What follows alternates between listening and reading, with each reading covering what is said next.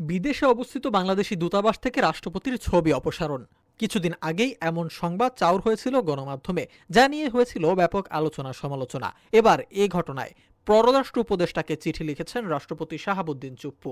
এমন ঘটনায় বাংলাদেশের রাষ্ট্রপতিকে অপমানিত করা হয়েছে বলেও চিঠিতে উল্লেখ করেছেন তিনি। রাষ্ট্রপতি স্বাক্ষরিত এমন একটি চিঠি ছবি ফাঁস করেছেন অনুসন্ধানী সাংবাদিক জুলকারনাইন সায়ের। চিঠিতে রাষ্ট্রপতি লিখেছেন, আমি বিস্মিত ও স্তম্ভিত।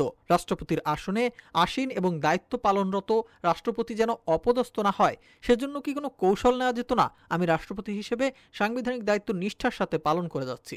স্বাধীনতার পর থেকে অদ্যাবধি যা হয়নি তাও করেছি। প্রায় অর্ধ শতাধিক অর্ডিন্যান্স জারি করে সরকারকে আইনগত পূর্ণ সহযোগিতা করেছি। সরকার আইনগতভাবে সবল অবস্থানে আছে। তাও কেন এ ধরনের কাজ করা হলো বা রাষ্ট্রপতির ছবি অপসারণ করা হলো সে প্রসঙ্গে প্রশ্ন তোলেন শাহাবুদ্দিন চুপ্পু। জানা গেছে, বর্তমানে জিরো পোর্ট্রেট নীতি অনুসরণ করছে অন্তর্বর্তী সরকার। এতে কোনো ধরনের রাষ্ট্রপ্রধানের ছবি ব্যবহার করছে না তারা। এমনকি অতীতে নির্বাচিত রাষ্ট্রপতি শাহাবুদ্দিন চুপ্পুরও ছবি কিছু কিছু জায়গা থেকে নামিয়ে আনার মতো ঘটনা দেখা গেছে।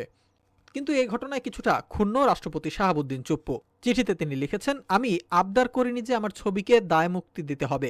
আমার ছবি অপসারণের ক্ষেত্রে এই নীতি কৌশলে বাস্তবায়ন করা যেত, তাতে আমারও পূর্ণ সহযোগিতা থাকত। এক রাতের মধ্যে প্রতিযোগিতামূলকভাবে এভাবে ছবি অপসারণ হয়ে শুধু গণমাধ্যমের উপজীব্যই হয়নি, বরং সামাজিক যোগাযোগ মাধ্যমেও বিশ্বব্যাপী রাষ্ট্রপতির সম্মান ভূলুণ্ঠিত হয়েছে। শাহাবুদ্দিন চুপ্পু বলেন, এতে মুক্তিযুদ্ধে অবদান রাখা একজন সচেতন নাগরিক ও বীর মুক্তিযোদ্ধাও অপমানিত হয়েছে।